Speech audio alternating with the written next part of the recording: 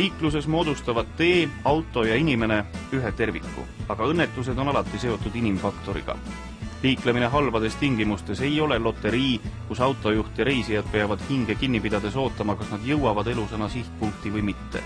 Autojuhtimine on igal juhul kõrge riski ja vastutusega seotud töö, mille edukus sõltub teadmistest, kogemustest ja meelteerksusest. Nende olemasolul on risk isegi kõige rängemates tingimustes minimaalne. Sel korral vaatame, milline näeb välja tavaline talvine Eesti maantee.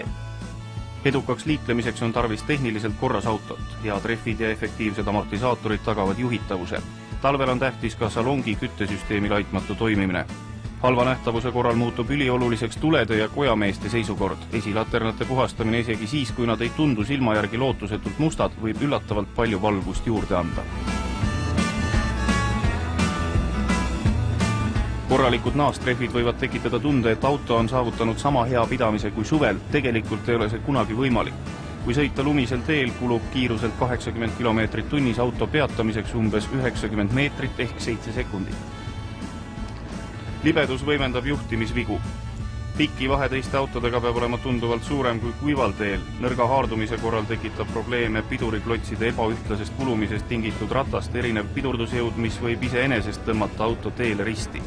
Kui auto tagarataste rehvid on rohkem kulunud kui esirataste omad, hakkab auto tagumine osa laugetes kurvides esimesele osale väiksema haardumise tõttu järele jõudma ja ootamatult võib tekkida külglibisemine. Esirehvide suurema kulumise korral muutub auto alajuhitavaks ja sõidab kurvides otse.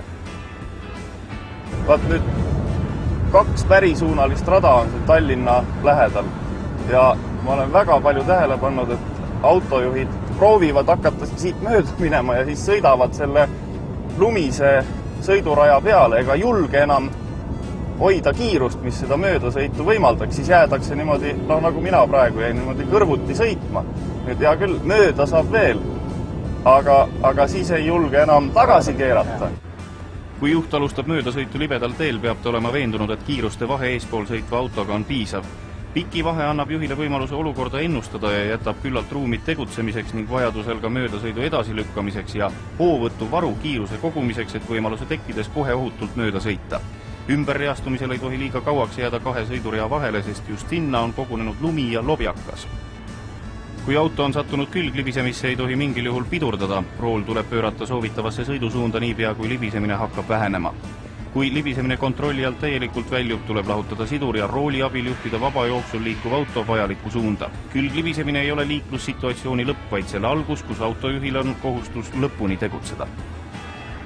Auto otsib ju ka mingil määral ise endale teed, et ei tohi talle väga palju vastu töötada, et siit hakkavad ka need konfliktid juhi ja auto vahel peale. Kui sa ikka väga näed, et auto kisub ühele poole, siis tasub talle järgi anda nii kaua, kui see olukord natukene ära laheneb, mitte ajada oma jonni kuni kraavisõiduni välja.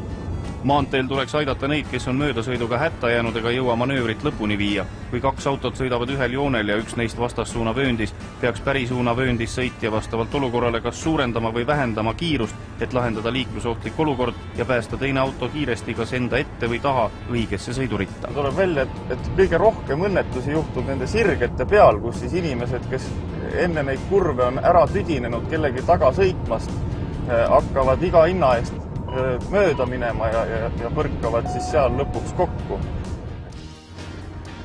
Kui maanteeliikluses satub ühele joonele 3 sõidukit, ei tähenda see alati avariid, sest reeglina on tee laiem, kui ta suurel kiirusel paistab. Vaatame, kuidas traktor käitub. Traktor käitub praegu väga õieti. Nüüd tuleb 3 sõidukit jäävad täpselt ühele joonele ja ei juhtunud ka mitte midagi.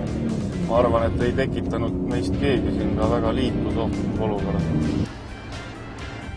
Eriti salakaval on nullilähedase temperatuuri juures tekkiv ja pahatihti silmale nähtamatu must jää. Musta jää oht on kõige suurem madalamal asuvates teelõikudes, aga ka sildade peal, kus õhuniiskus on kõrgem ja temperatuur madalam. Sellistes tingimustes ei tohi teel püsimise huvides lasta ratastel tühjalt ringi käia, tuleb vältida blokeerivat pidurdamist ja äkilist rooli keeramist.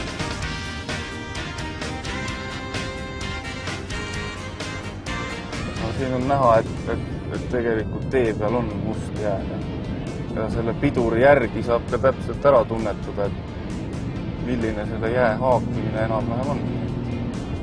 Edasi hoopis ette vaatama.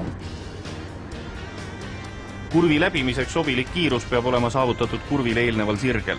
Kurvi ajal on juba hilja hoogu maha võtta. Pidurdades tuleb vältida rataste blokeerumist, sel ajal pole autot juhtida võimalik. Kui rattad blokeeruvad ja auto pole enam juhitav, tuleb pidur kohe vabastada ja pidurdada uuesti alles juhitavuse taastumisel. Pidurdamise ajal peab rool olema otse. Kui samaaegselt on vaja vähendada kiirust ja muuta sõidusuunda, tuleb seda teha korda mööda. Kindlasti tasub jälle silmas pidada, et 90 on suurim lubatud kiirus, mille piires tõesti igaüks peab endale selle õige kiiruse valima. Igal juhul kõige ohtlikum autojuht on see, kes valib oma kiiruse teiste järgi, kui ta ise oma sisimas ei julgeks nii kiiresti sõita, aga ta arvab, et peab, kuna kõik teised sõidavad nii kiiresti. Ohutuks liiklemiseks rasketes tingimustes ei ole vaja ilmtingimata müstilist julgust ja vilumust. Suurim tarkus on õige kiiruse valik. Ja kõik algab ka sellest, et teele minnakse vaimselt ja füüsiliselt tervena. Palju annab juurde juhi mugav tööasend, mis ei koorma selga ja kus käed on küünarnukist parasjagu kõverdatud. Selline asend tagab kätele rooli pööramiseks vajaliku jõu. Teeolusid peab juht hoomama mitte ainult nägemise, vaid ka kõigi ülejäänud meelte abil. Juhi stress väheneb oluliselt, kui ta teab, et kohale jõudmiseks on varutud piisavalt palju aega.